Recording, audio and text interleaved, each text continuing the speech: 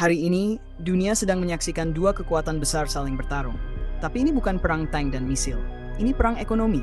Dan dampaknya bisa lebih luas dari perang militer. Amerika Serikat dan China sedang memperebutkan satu hal. Siapa yang akan jadi pusat kendali dunia? Bukan cuma siapa yang lebih kaya, tapi siapa yang bisa menentukan aturan main, siapa yang bisa membuat dunia ikut sistem mereka. Ini bukan soal tarif impor atau ekspor semata.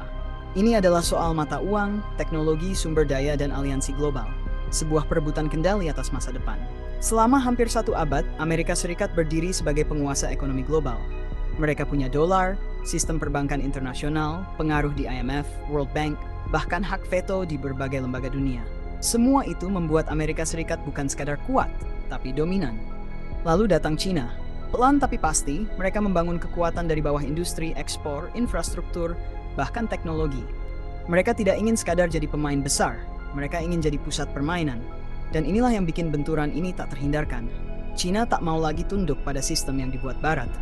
Tapi Amerika Serikat juga tak akan diam melihat tahta globalnya digeser. Yang menarik, perang ini tidak hanya terjadi di Washington dan Beijing. Dampaknya terasa sampai ke pasar kita, harga bahan pokok, nilai tukar, bahkan stabilitas politik di berbagai negara. Negara-negara berkembang dipaksa memilih ikut sistem Amerika Serikat atau bergabung ke orbit China. Tapi apakah pilihan itu benar-benar bebas? Atau kita semua hanya pion dalam perang antara dua raksasa? Dan yang lebih penting, kalau dua raksasa ini bentrok terlalu keras, apakah dunia siap menghadapi keruntuhan sistem global?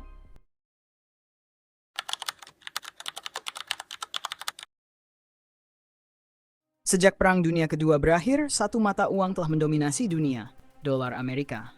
Bukan karena nilai intrinsiknya, tapi karena kekuatan politik dan militer Amerika Serikat yang menopangnya.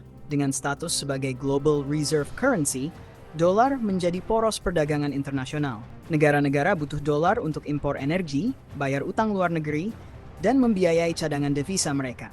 Ini memberi Amerika Serikat satu keuntungan yang tak dimiliki negara lain. Kemampuan mencetak uang dan membebankan biayanya ke seluruh dunia. Selama sistem ini berjalan, Amerika Serikat bisa membiayai defisit, perang, bahkan bailout tanpa langsung kolaps. Dolar bukan cuma alat tukar, dia adalah alat kekuasaan. Tapi China tak tinggal diam.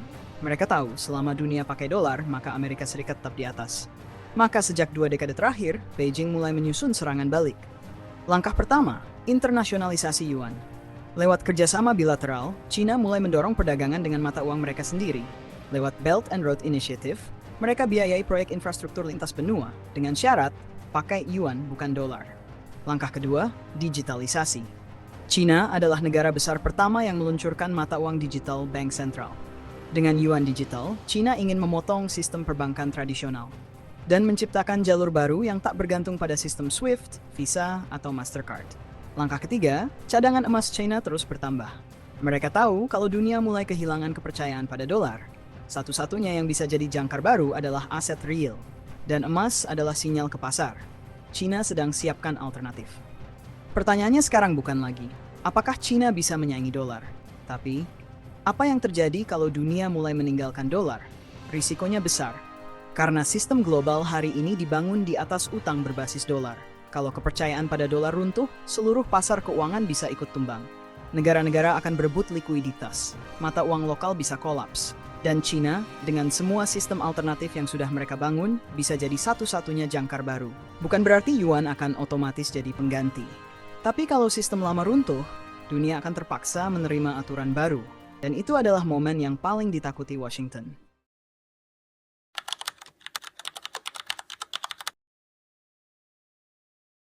Di balik setiap smartphone, drone, mobil listrik, sampai rudal hipersonik, ada satu komponen vital, chip semikonduktor.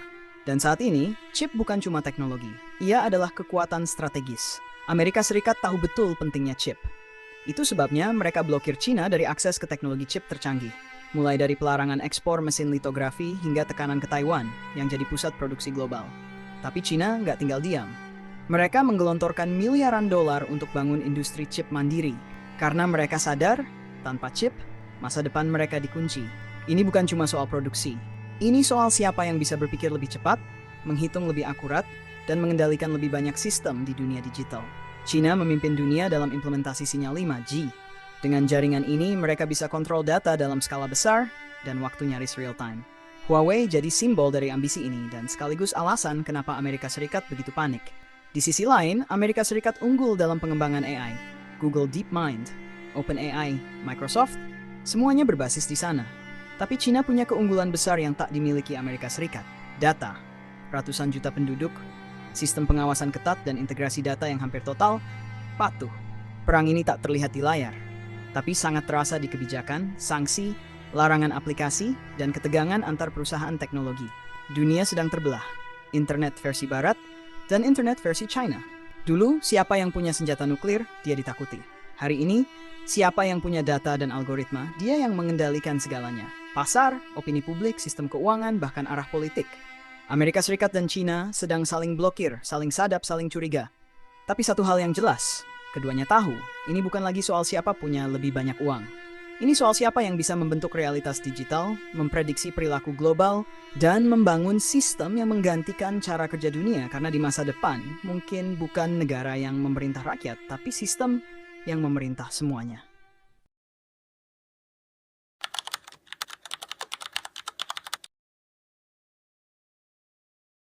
Dolar selama ini bukan cuma alat tukar, ia adalah simbol kekuasaan. Lewat dolar, Amerika Serikat bisa menjatuhkan sanksi, membatasi akses perbankan global, bahkan membuat negara lain lumpuh tanpa menembakkan peluru. Setiap transaksi lintas negara dari minyak hingga utang luar negeri mayoritas masih menggunakan dolar. Sistem SWIFT, Visa, dan Mastercard memperkuat dominasi itu. Tapi dominasi ini mulai retak.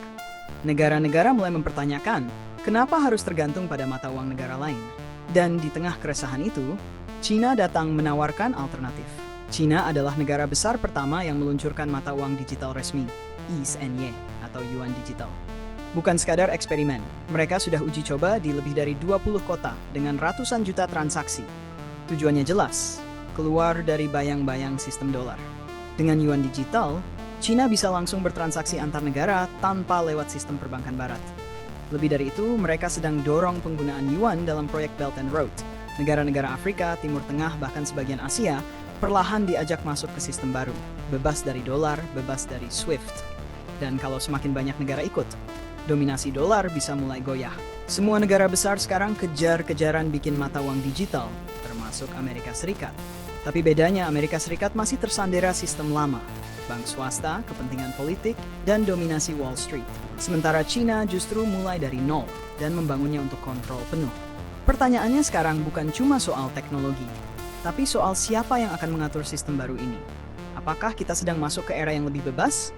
Atau justru masuk ke sistem yang lebih terkendali, di mana setiap transaksi bisa dilacak, dianalisis, bahkan dibatasi? Karena satu hal yang pasti, di perang ekonomi global, yang menguasai uang digital akan menguasai dunia.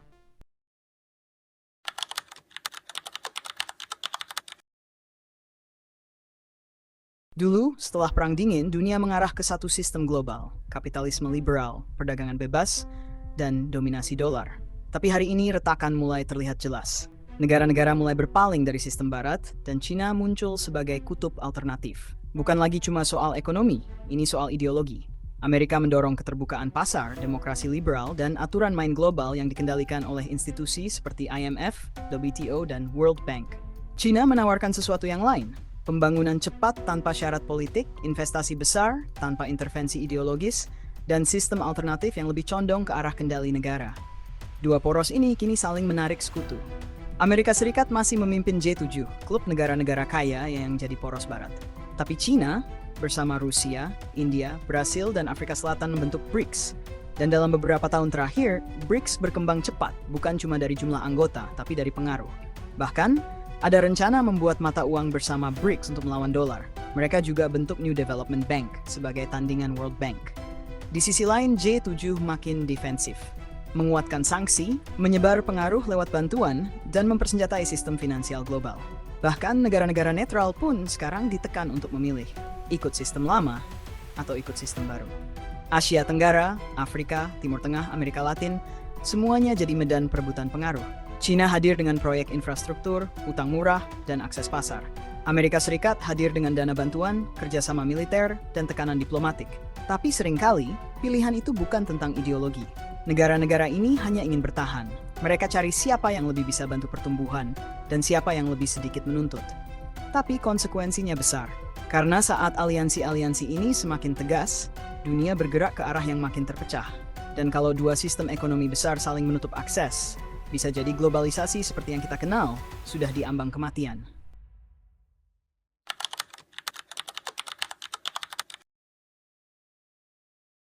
Kalau ini perang militer, pemenangnya ditentukan oleh siapa yang bertahan terakhir. Tapi dalam perang ekonomi, garis kemenangannya kabur. Apa Amerika Serikat bisa disebut menang kalau dunia makin tidak stabil? Apa Cina bisa dibilang menang kalau pertumbuhannya bikin krisis global? Fakta pahitnya, dua negara ini mungkin sedang saling menjatuhkan, tapi bisa jadi yang hancur duluan justru negara-negara kecil di antaranya. Dan pemenang sesungguhnya? Belum tentu salah satu dari mereka. Lihat keadaan sekarang. Utang global tembus rekor. Inflasi tak terkendali di banyak negara. Perdagangan terganggu. Mata uang terdepresiasi. Rantai pasok terganggu. Sementara itu, dua raksasa ekonomi justru sibuk saling sanksi, saling sabotasi, dan saling memblokir. Yang lebih berbahaya, kepercayaan mulai hilang. Dunia tak lagi percaya pada satu sistem global bersama. Dan saat kepercayaan hilang, sistem apapun sekuat apapun pasti runtuh. Inilah titik paling berbahaya dari semua perang. Bukan saat peluru ditembakkan, tapi saat semua pihak kehilangan rasa takut. Dan di tengah kekacauan ini, ada satu pihak yang mungkin tidak terlihat tapi selalu siap, elit global. Mereka yang sejak awal membangun sistem cadangan, aset digital, emas, tanah, akses global. Mereka yang tak bergantung pada satu negara, satu mata uang, atau satu ideologi. Ketika Amerika Serikat dan Cina sibuk saling menjatuhkan, mereka tinggal duduk dan tunggu dunia meminta sistem baru. Dan sistem baru itu kemungkinan besar sudah mereka desain dari jauh hari.